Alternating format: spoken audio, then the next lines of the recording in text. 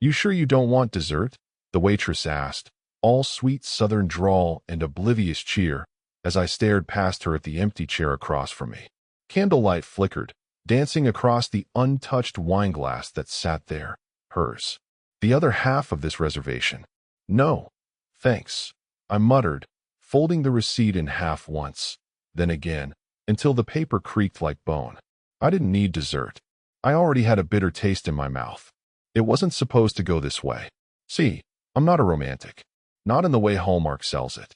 I'm the kind of guy who buys practical gifts, noise-canceling headphones, heated car seat covers, that kind of thing. But for our 15th anniversary, I went all out. I booked the same room where we spent the night after our courthouse wedding. Room 214 at the Garden Hill Inn. Old place. Brick walls. Creepy hallway. Smelled like lavender and dust. But it meant something back then. 2 weeks ago, I was rummaging through the laundry room cabinets, looking for the damn light bulbs she always reorganized, when a receipt fluttered out from behind the tool basket. A small, glossy printout from the Garden Hill Inn. Her maiden name was on it, Tina Alden. The date? Just 10 days earlier. Room 214. 2 nights. My heart didn't race. It didn't even stumble. It just tightened, like someone pulling a zip tie around my ribcage. She didn't even bother to hide it well.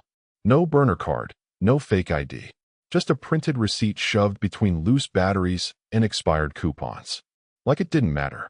That night, I asked her casually, "You been by Garden Hill lately? Thought I saw a charge on our joint card." She didn't flinch. That woman could sell sand to a drowning man. "Nope. Probably a mix-up," she said, eyes locked on her phone. "You're always seeing weird charges." I didn't argue, didn't accuse. Just nodded and kissed her goodnight like the dutiful husband she thought I still was. But I booked the same room a week later. Online. Used her maiden name. Paid in cash. Even called ahead and asked if it was possible to get the special treatment they'd apparently provided last time. "Oh sure," the clerk had chirped. "We remember Ms. Alden." She asked for the romantic setup. Roses, wine, chocolate truffles. Same again. Exactly the same. I said, tone steady as concrete. Down to the last detail. When I checked in, everything was perfect. Red petals on the pillows. Cheap champagne sweating in a bucket. One of those sad little Bluetooth speakers looping Norah Jones. And then I waited. Not for her. No, I didn't expect Tina to walk through that door. I waited for what had to come next. For the replay. And I wasn't disappointed. At exactly 9:18 p.m., like clockwork, there was a knock. I opened the door slowly, deliberately, already bracing myself. But I wasn't ready. Not for him. Because the man standing there wasn't some random guy from her gym or a fling off a dating app. No, it was Rick. My brother. Rick, who'd sworn off relationships after his divorce. Rick, who came to every holiday drunk and bitter. Rick, who sat across from me at Thanksgiving just 2 weeks ago, telling me how lucky I was to have a woman like Tina. And there he was, grinning like a goddamn teenager with a six-pack under one arm and his other hand carrying roses. He didn't see me at first, just stared down at the keycard in his hand, like the door opening itself made more sense than me standing there. Then his eyes met mine, and all the color drained from his face. He dropped the six-pack. Bottles hit the carpet. One cracked open and foamed against his shoe. I didn't say a word, just stepped aside, real calm, real slow, and gestured toward the table in the center of the room, the same one she had used for their candlelit dinner. "Have a seat," I said. "After all, you booked this place together, didn't you?" He didn't move, just stood there, paralyzed. Like if he blinked, I'd vanish and the nightmare would be over. But I didn't vanish. And this wasn't a nightmare. This was the beginning. Because here's the thing. I didn't book that room for a confrontation. I booked it for documentation. And the camera hidden inside the vent had been rolling since 8:45. Rick finally spoke, barely a whisper. "Man, I didn't know it was you." I tilted my head, like I was trying to hear better. But really, I was just buying time so I didn't launch across the table and make this a felony. "You didn't know it was me?" "That's your excuse." I thought it was, she said it was her friend's place, just a one-time thing. "Twice, actually," I interrupted, reaching under the table. I pulled out a small black notebook, the kind I used to use for budgeting before she talked me into doing everything on her phone. "You came back the second night too." Same time. Same six-pack. Same goddamn roses. You want me to play it back? His eyes dropped to the bag in the corner, my work duffel. He didn't know there was a portable hard drive in it already syncing to cloud storage. I'd upgraded my tech since the last time he tried to borrow my truck and forgot to fill it back up. Rick was sweating through his shirt now. He looked like a man realizing the ice below him had cracked long before he ever stepped on it. She told me you two were separating, he tried, like that would erase anything. She said it was over, that you were just co-living until the papers went through. I actually laughed. Not the good kind. Not the warm, belly kind that makes your ribs ache in a nice way. No, this laugh felt like metal scraping against tile. And you believed her? No lawyer, no court dates, no boxes packed, no sleeping on the couch. She said you were controlling. That you checked her emails. That she had to hide it. She hid all right. I snapped. Right under my roof. With my name on the mortgage. With my food in her stomach and my paycheck keeping her Netflix running while she played bed and breakfast with you. He flinched. Good. You still seeing her? I asked, casually flipping through the notebook, even though I knew every damn detail by heart now. You two still doing hotel meetups? Or is she back to pretending she's got yoga at night? Rick looked like he wanted to be anywhere else in the world. His eyes kept darting to the door. I could see it, the fight or flight kicking in. Problem for him? He'd always chosen flight. Even as a kid. I'd take the heat, he'd take the exit. Not since last week, he finally muttered. I believe you, I said. And weirdly, I did. Not because he deserved trust, but because cowards rarely have the stomach to see their mess all the way through. She doesn't know you're here, does she? No, he admitted. She thinks I bailed. After you texted her from the front desk last night, I stopped responding. That explained the panic calls I'd seen come in on her phone. The one she swiped away while smiling at me across the dinner table like nothing was wrong. It was performance art, really.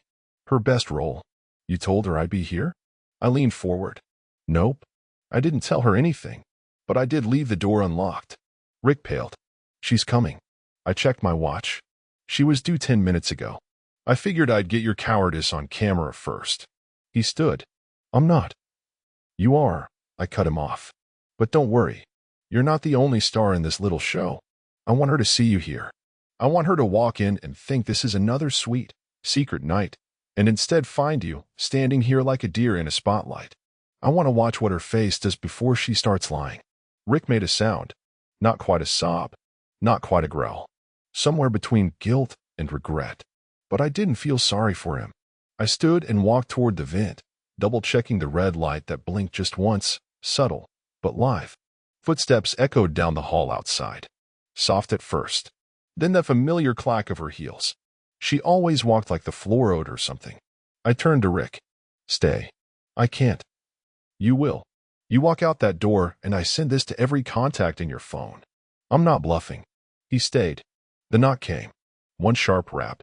Two short taps. Her signature. Just like she always did when I forgot my keys and she was the one letting me in. I took a deep breath. Not out of nerves. I just wanted to savor the moment. That perfect pause before it all falls apart. And then I opened the door. Tina stood there in a black wrap dress, holding a gift bag in one hand and a bottle of cheap Merlot in the other. She saw me first. Then her eyes flicked past my shoulder. And when she saw who was sharing my table, her hand slipped off the wine bottle. It hit the floor. The glass didn't shatter, just thudded and rolled, slow and accusing. She didn't speak. Neither did I. But the red light kept blinking in the vent, recording everything. She didn't blink, didn't even breathe, like if she held still long enough, time would rewind and undrop that wine bottle, unbook that room, unreveal the man behind me. But no such luck, sweetheart. Her mouth opened, closed, opened again. Rick stared at the floor, stiff as a corpse. He couldn't look at her. Not even when she finally found words. What? What is this? Room 214, I said, cool and flat. You remember it, right? Lavender soap. Wine bucket. Extra pillow because you can't sleep without one between your knees. Sound familiar? I don't understand. Spare me, I snapped. You're not stupid. Manipulative? Sure, but not stupid. Her eyes darted to Rick, then back to me. You followed me? Nope.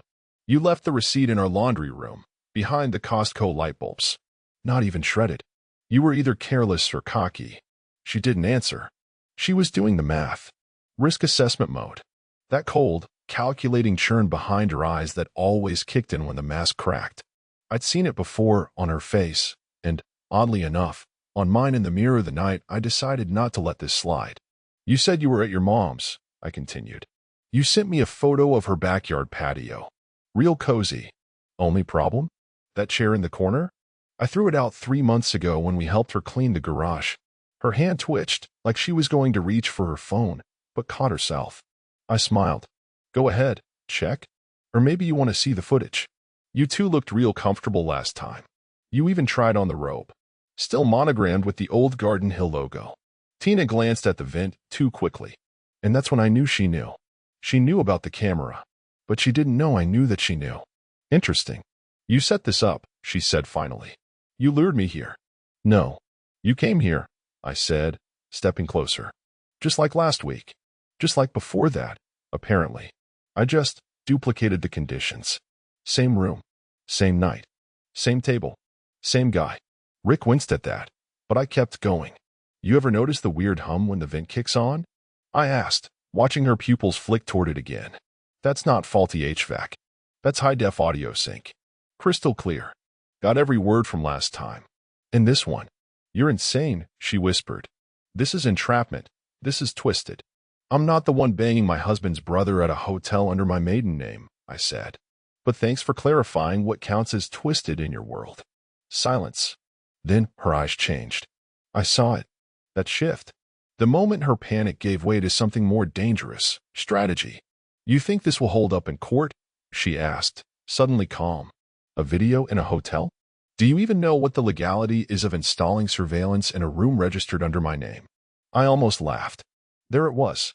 Not I'm sorry. Not I was wrong. Not even it wasn't what it looked like. Just straight to legal threats. I'm not taking this to court, I said.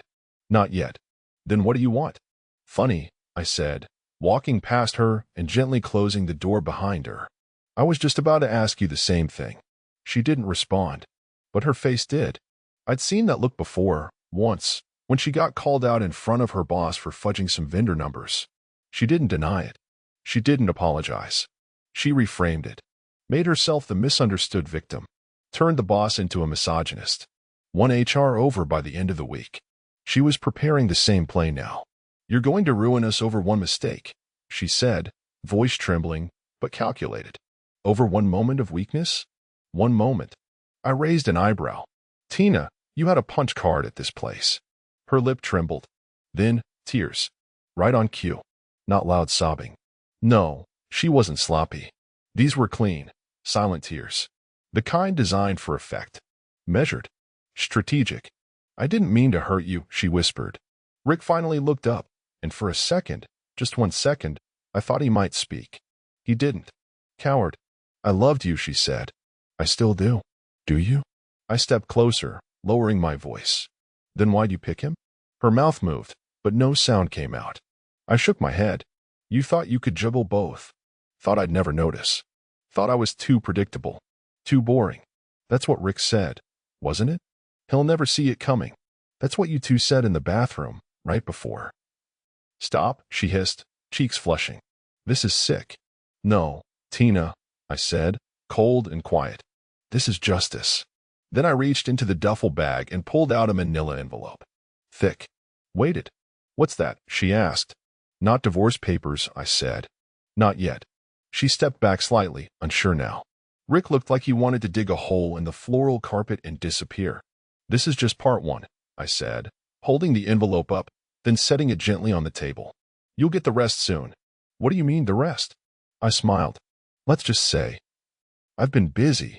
She stared at the envelope, but she didn't touch it. Not yet. Because even she knew. The worst part wasn't what was already in there. It was what was coming next. She didn't open it. That was the first surprise.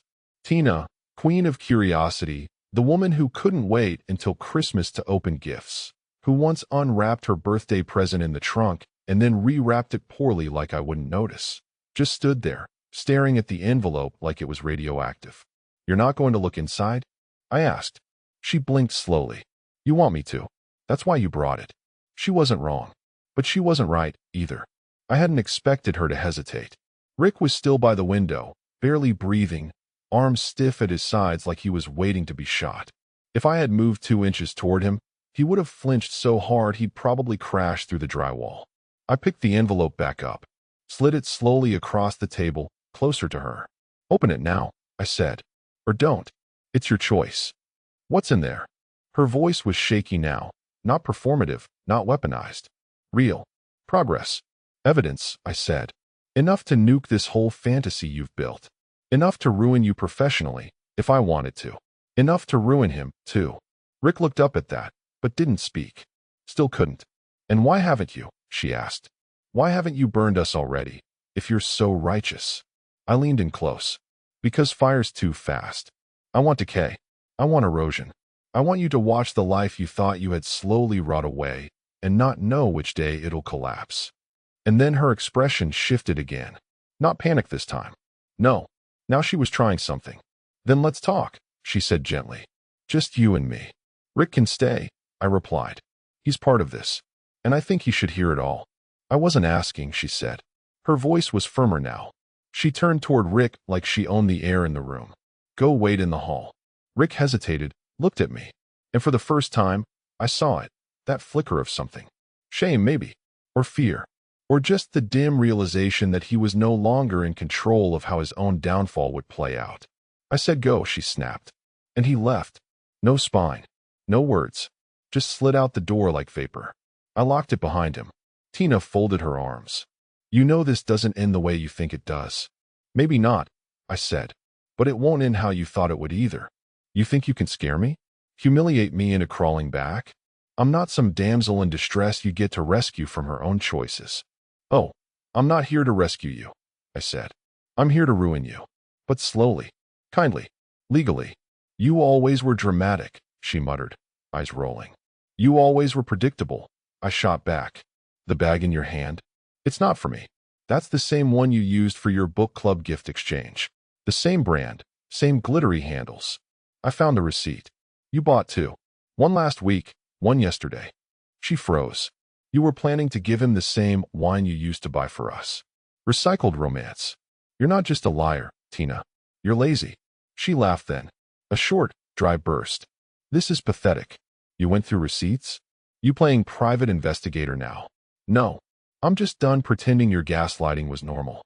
I'm done swallowing my gut every time something didn't feel right. And guess what?" I said, walking to my bag again. "I'm very good at pattern recognition. Even better than you think." I pulled out a small black box. Set it on the table. She had it like it might hiss. "What's that?" "Press play." "No." "You will," I said. "Because your voice is on it. And so is his." She didn't move. So I opened the box myself. A cheap little speaker. Bluetooth. Already synced. I tapped the button. Her voice filled the room immediately. "He never notices anything. Sometimes I leave my bra in the car on purpose just to see if he'll ask." Rick's voice followed. "Maybe he knows. Maybe he's just too scared to admit it." She lunged for the speaker, tried to shut it off. I let her. Didn't need to play the rest. Because she knew what was on it. The restaurant booth. The cheap motel. The conversation about our anniversary dinner. How she'd pretended she had food poisoning while they went to a concert. I caught it all. Not through some spy agency. Just an old recorder app on a burner phone I'd tucked into the lining of her gym bag. Because I knew. Weeks ago I knew. "You crossed a line," she said through clenched teeth. "No," I said. "You erased the damn line." She sank into the chair like her legs gave out. And for once, she didn't speak. She didn't lie. She just sat there, looking at the mess she made, like she was realizing the collateral damage wasn't just me, or Rick, or the marriage. It was her. The version of her she still wanted to believe existed. And that part? That was just beginning. Because I hadn't told her the real reason I asked her here yet. Not the camera. Not the recordings. Not even the envelope. No. The real reason was under the table, inside a black plastic bag, with one item inside. A single object she thought she'd never see again. And when I pulled it out, her mouth went slack. Because it wasn't mine. It was Rick's, and it had her initials engraved. Her fingers curled slightly, like she might grab the edge of the table to steady herself, but she didn't. She just stared at the item in my hand like it was a live grenade. A stainless steel money clip. Rick's. Engraved, right there on the polished surface, to R.A., love always, T.A. Tina Alden. She'd given it to him. A gift, probably for some half-assed occasion they pretended was special. Maybe a 6-month affair milestone. Maybe the first time they managed to sneak off together while I was out of town for work. The same money clip I'd seen in our kitchen drawer 6 months ago, the one she said Rick must have accidentally left during a football night. You said this was his old one, I murmured. You said he left it here years ago. That it didn't mean anything. That I was reading into things again. That it was just another thing I was imagining. She said nothing. You were so convincing, too. You even rolled your eyes when I brought it up. Are you okay? You asked. You sound paranoid. Still nothing. I leaned in. You gaslit me. You lied and made me think I was the crazy one. All while this was sitting 3 feet from our bed. Finally, she spoke, voice low, bitter. What do you want from me? Want? I echoed. I want you to see yourself. I want you to sit in this room with every piece of evidence and feel the walls close in like I did every time I had a suspicion and told myself to trust you anyway. You brought me here for revenge. No, I said slowly. I brought you here for the truth. But you couldn't even give me that without pressure. She scoffed, tried to cross her arms again, but they were trembling. This is pathetic. You spent weeks digging around like some obsessed. Obsessed. I barked a laugh. You were screwing my brother in a hotel under your maiden name, and I'm the one who's obsessed? She flinched at that. The sound of her own filth laid out raw and public. You thought you were clever, I went on, using the old name, keeping it off radar. But you weren't smart enough to hide the damn receipt. You used the same hotel, the same room, left your own breadcrumbs. I made a mistake. I stared at her. No, Tina, buying the wrong shampoo is a mistake. Forgetting a birthday is a mistake. You choreographed a betrayal and danced through it like you deserved applause. She stayed quiet for a long moment. Then something changed in her eyes again. A dark flicker. You think this makes you look strong? She said coldly. It makes you look weak. Pathetic. Sitting here, needing proof, needing control. I leaned in slowly until I was a breath away from her face. You know what's pathetic? I whispered, still thinking you have the power in this room. She blinked. I stepped back. You know what I did after I found that receipt? She didn't answer. She didn't dare. I started paying attention. Not just to you. To everything. To Rick's weirdly specific advice about our finances. To how you always went silent when I mentioned selling the house. To the way your friend Claire suddenly knew things about our marriage I never told her. Tina's nostrils flared. But she didn't interrupt. You thought this was just about sex, I said. But it's not. It's about collusion. About the plan. Her head tilted slightly, but she didn't deny it. That was the tell. You and Rick didn't just have an affair, I said quietly. You were setting me up, weren't you? And there it was. The pause. The frozen face. The tiniest tremble under her left eye. I don't know what you're talking about, she lied, but slower this time. I pulled a second envelope from the bag, dropped it in front of her. Inside were scanned copies of legal forms, power of attorney drafts, property transfer recommendations, all in Rick's handwriting, all signed for review by Tina. She stared at the packet, then lifted her eyes to me. How long have you known? She whispered. I smiled. Long enough to make sure you signed the wrong documents last month when you helped me with paperwork. Long enough to move my assets into a protected LLC. Long enough to record Rick explaining how your soft manipulation could convince me to give up pension control willingly. She swallowed hard. I walked over to the window. You were going to bleed me dry, weren't you? Then ride off with Rick into whatever midlife fantasy you two built out of wine bottles and hotel sheets. You're insane. No, I'm done being sane. I tried that. For 15 years. I gave you the benefit of every doubt. I turned, slowly, and pointed to the first envelope. That was your rehearsal. Then pointed to the second. This is your exposure. And finally, I walked over to my duffel one last time. Pulled out a simple white folder. Marked, to be opened in court only. She went pale. You have no idea what you've started, she hissed. No, I said calmly. You have no idea what I've already finished. Then I unlocked the door and stepped aside. Rick was still standing there. Same position. Eyes hollow. I handed him the engraved money clip without a word. He looked down. And Tina? She finally broke. Rick, don't. Don't take that. Don't you dare let him out. He didn't even look at her. He just whispered, how long? And that's when things began unraveling for real. She opened her mouth, probably to feed him some half-baked line about not keeping track of time, or it didn't mean anything, her favorites, but nothing came out. Because Rick's question didn't deserve spin. It deserved an answer. How long? He repeated, louder this time. Still holding the money clip. Still staring at her like she was something rotten he'd stepped in barefoot. Tina finally blinked.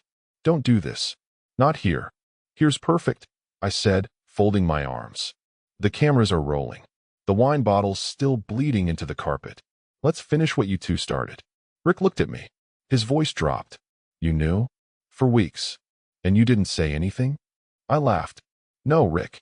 I went and bought champagne and candles so I could surprise you. He sat down hard, like his knees couldn't hold up the weight of his own cowardice anymore. The money clip clinked on the tabletop as he set it down and stared at it like it might confess something he didn't already know. Tina moved to sit beside him. I stepped between them. Nope. Move, she snapped. You two share hotel beds, not therapy couches. You want to unpack your delusions, do it on your own time. Not mine. Rick didn't even flinch, just kept staring at that polished metal with her initials on it. Then he whispered, I thought it was just a fling. I turned to him. So you didn't know it was her? All along. His silence was the loudest yes I've ever heard. Tina spun on him. You told me. You told me. You'd never say anything. You said. I said a lot of things, Rick cut in. His voice wasn't angry, just dull. I said it would be simple, that no one would get hurt, that he'd never know, that we could start fresh. Start fresh. I barked. By torching the people who trusted you most? Jesus, Rick, you're not fresh. You're a rotted peach someone forgot in the back of the fridge. Tina's face twisted. Oh, shut up. You're loving this. I'm documenting this, I corrected. Loving it implies I feel anything other than pure, methodical detachment. Her voice sharpened. You're not clean in all this. You're obsessive, paranoid, always watching, always doubting. Maybe if you were present, if you gave a damn. Don't, I warned, voice low. Do not try to pin your garbage on me. I gave you everything. You weaponized my stability. You used my predictability like it made me boring. But you weren't bored. You were craving chaos. She didn't deny it. That was the first honest moment of the night. Rick leaned forward suddenly, as if waking up mid-nightmare. Wait, what's this about court? I slid the white folder toward him. He didn't touch it. Tina reached for it. I slammed my hand down over it. Touch it, and I'll make sure the second file I release goes directly to your employer. Her hand retracted like I'd burned it. Rick spoke again, slow and unsure. What's in there? Details, I said. Of the joint account you two tried to open under a shell name that matches a defunct LLC from a contractor I fired 3 years ago. Guess who showed up in the approval email as the secondary officer? Tina looked down. Rick looked like he might vomit. You dragged me into fraud? He said, voice cracking. Oh, she didn't drag you, I said. She held your hand and walked you right into it. With a fake EIN, false residency claim, and a client roster that included one of my vendors. I kept the emails. That wasn't the plan, Rick said weakly. I smiled cold. Oh, it was your plan. You just didn't think I was watching. Rick stood up, shaky. I need air. No, Tina snapped. Don't you walk out. We're in this together. No, I said again. You were in this together. Past tense. But now? He's in a room full of evidence that only names you as the origin point. The receipts. The burner phone plan. The property appraisals. You tied it all to your maiden name. You set me up, she said, voice dropping. I just didn't stop you, I replied. Big difference. Rick stumbled toward the door. I didn't know it went this deep. I didn't. You never do, I said. That's your thing. You float through other people's lives, borrow their wives, crash their futures, and then you act shocked when the consequences come knocking. He paused. I'm sorry. I didn't answer, because he didn't mean it. Tina reached for her purse.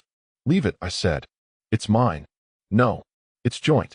And by Monday, that card won't work anymore. Consider this your final balance. She glared at me, hate boiling under her skin now. You think you won. That you're the good guy. No, I said, walking to the door and holding it open. I think I'm the one still standing. That's enough. Rick walked out first. Silent. Crushed. Tina lingered in the doorway. One last look over her shoulder. You won't be able to let this go. I met her eyes. I won't have to. Then I closed the door and locked it. Behind me, the room was quiet. But I wasn't done. Because what she didn't know was that her friend Claire, who'd been in her ear the whole time, she'd already flipped. Claire cracked the moment I said, "Subpoena." It didn't even take that long. 3 sentences into our coffee catch-up, and her mascara was already smudging from the nervous habit she had of tugging her eyelashes when she lied. That habit had cost her a job once. But Tina always said it was just Claire being Claire. Well, Claire being Claire had left a long, sloppy trail. And she wasn't loyal, at least not the way Tina thought. When I called her that morning, I didn't accuse. I invited. Told her Tina and Rick had made me look like a fool. Told her I knew she'd been involved, but I believed she didn't mean to hurt anyone. Hook, line, guilt trip. By the time we sat down at the cafe, she looked like a teenager dragged to confession. "Are you recording this?" she asked, eyes flicking to my phone. "Nope," I lied. "But I could." She exhaled sharply, and then as she spilled. Tina had been prepping the split for months. Claire called it the exit strategy, a quiet financial detachment while still wearing the mask of a wife. Claire helped set up new checking accounts for safety, Tina told her. She helped file a P.O. box under Tina's maiden name. She even pretended to be Tina once on a verification call for a brokerage account. All of it was supposed to culminate on a clean break once the pension matured. That's right. Tina had been waiting for my retirement money to vest before she ghosted. "She said you'd be fine," Claire whispered. "That you'd bounce back. That you were emotionally distant anyway. And that you probably suspected." I leaned in. "Claire, did she tell you when they started sleeping together?" Claire went pale, and then she nodded. "Your mom's funeral." The coffee in my hand trembled slightly. I set the cup down before I cracked it in my grip. "That was the weekend," Claire went on. "That Rick stayed to help around the house, while you flew out early for the arrangements. Tina said it just happened. She said she was grieving and he was supportive." I stared at her. She looked away. "I didn't know how far it had gone until a month later," she said. She laughed about how easy it was. Said Rick was dumb enough to fall in love, but smart enough not to leave a paper trail. Except he wasn't. He left me, and I collected the trail. I didn't tell Claire that. Not then. Let her feel safe for a little longer. Let her think she'd done the right thing coming clean. I even paid for her latte. But inside, something calcified. They'd used my mother's death as their jump start. They let me stand over a casket while they broke the first rule of betrayal. Don't do it while he's burying the one person who still believed in him. That detail didn't go in the folder. Not yet. That one I kept close. That one I saved. For part 2. Back in my house, alone, I opened the safe. Not the fireproof one in the closet. The real one, bolted to the foundation under the garage workbench. Behind a false panel I installed myself 6 years ago when Tina kept forgetting to lock the front door.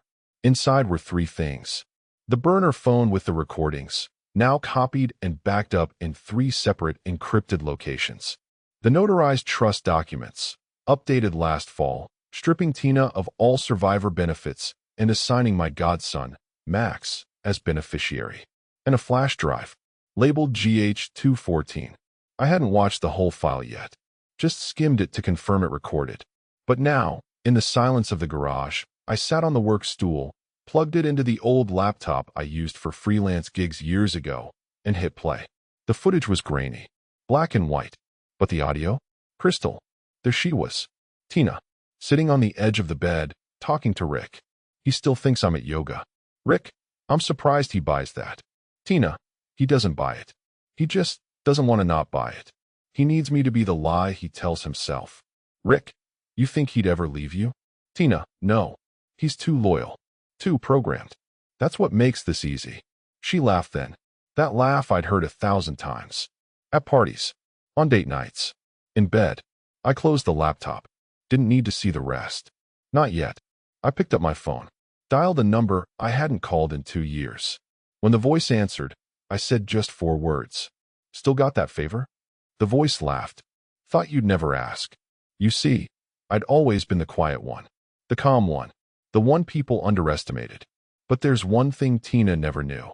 The person I called was someone she thought she'd outmaneuvered years ago. Her old boss. The one she framed to cover up her accidental misuse of company funds. Turns out, he never forgot. And I was about to give him everything he needed. Because revenge? Revenge runs better with company. The call lasted 11 minutes. That was all it took.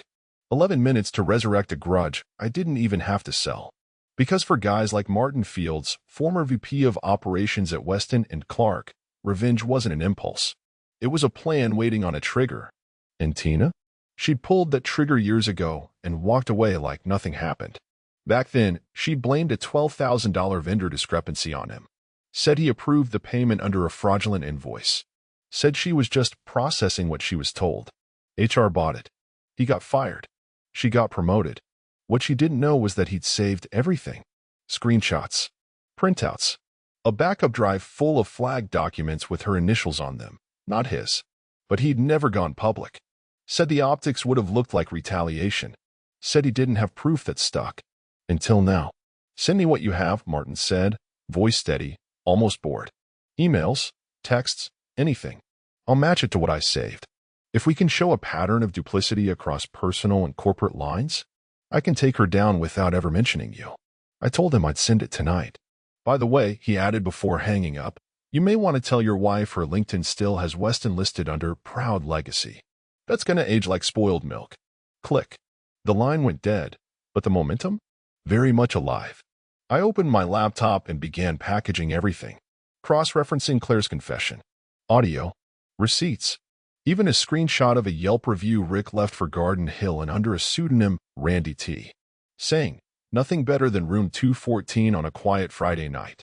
The staff know what you like. He really was that stupid. But before I could finish the export, my phone buzzed. Unknown number. Normally, I'd ignore it. But tonight, I answered. Hello. Nothing for 2 seconds. Then, don't do this. Her voice. Tina. I didn't speak. She continued.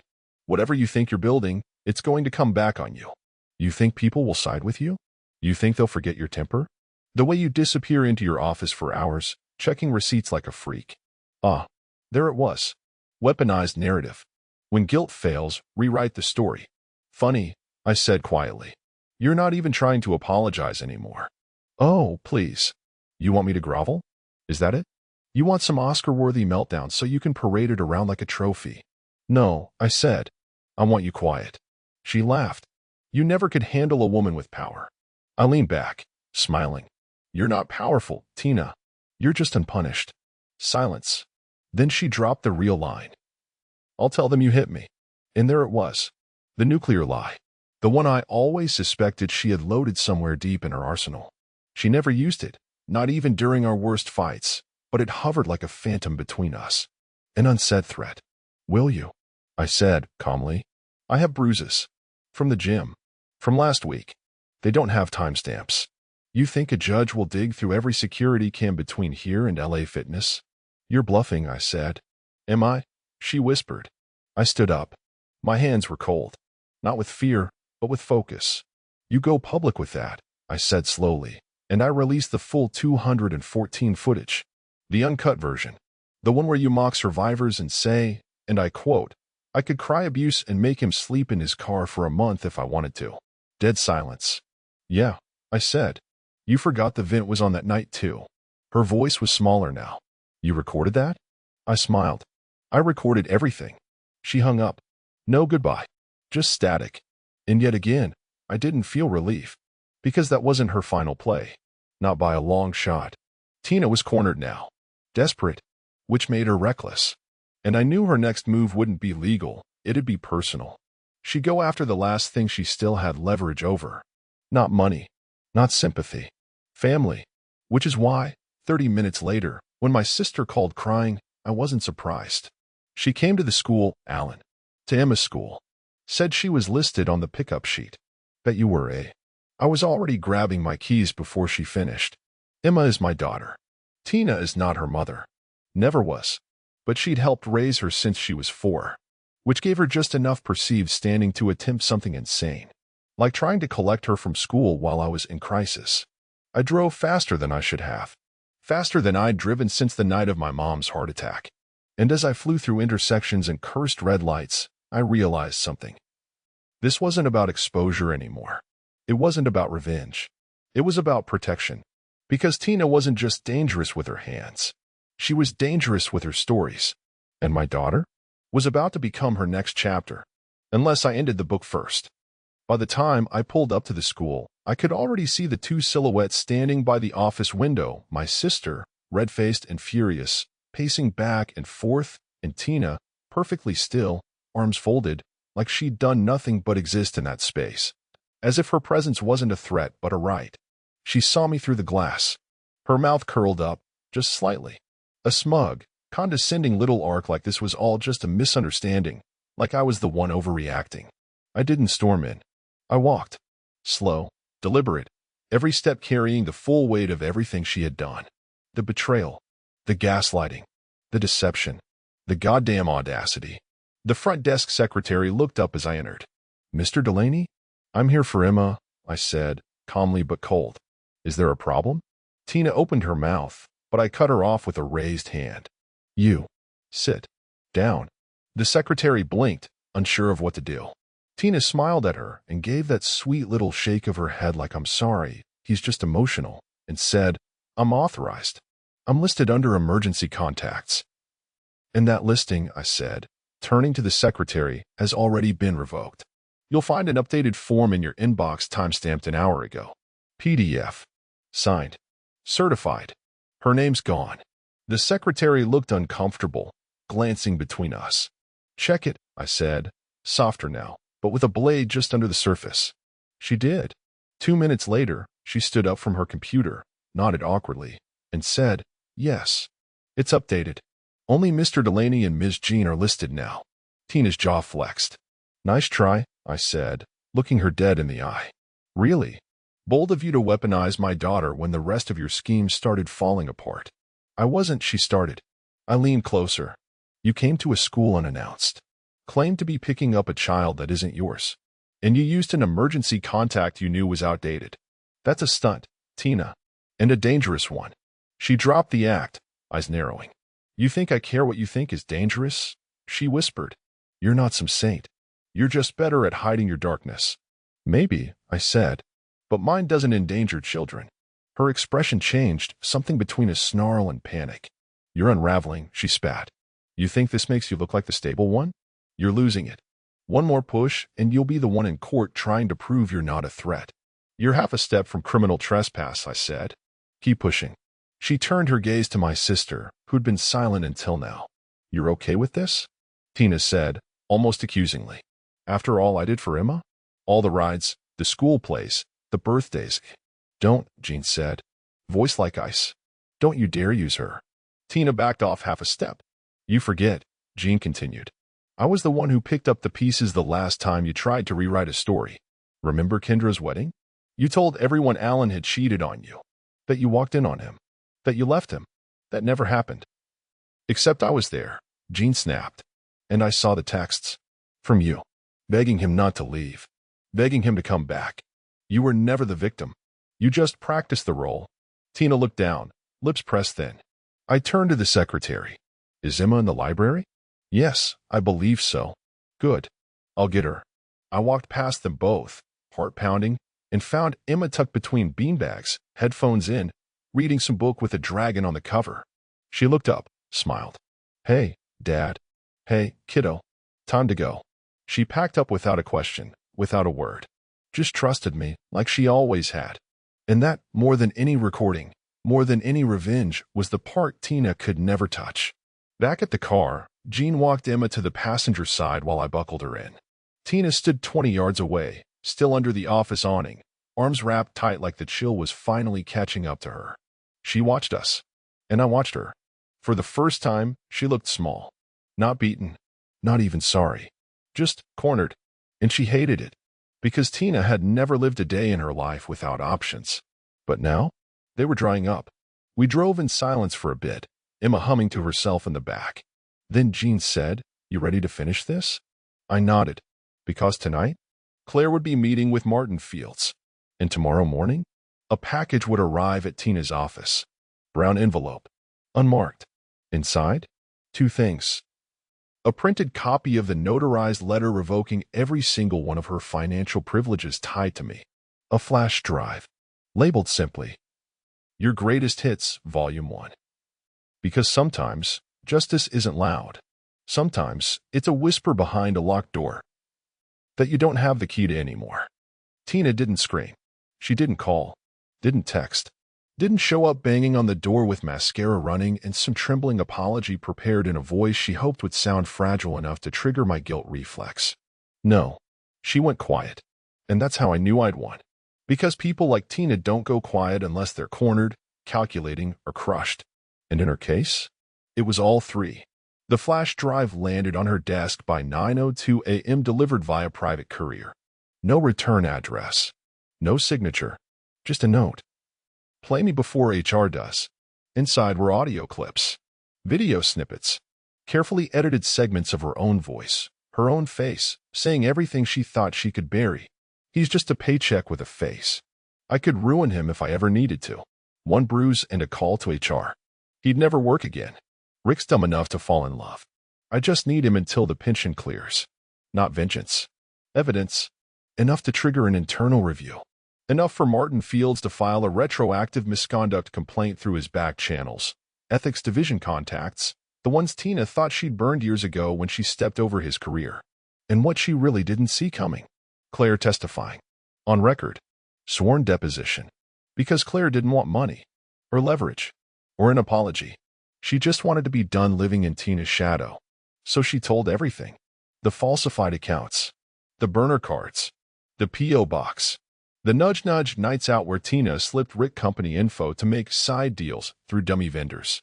I never told Tina about the last file on the flash drive. The one labeled m_school.mp4. Security cam footage.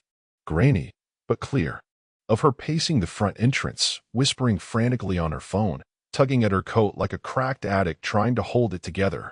And finally, trying to walk out with a child that wasn't hers. It never aired. I didn't need it to. Because that clip was just for me. A reminder that monsters don't always have claws. Sometimes they have wedding rings and spare keys. That week, she was suspended pending internal investigation.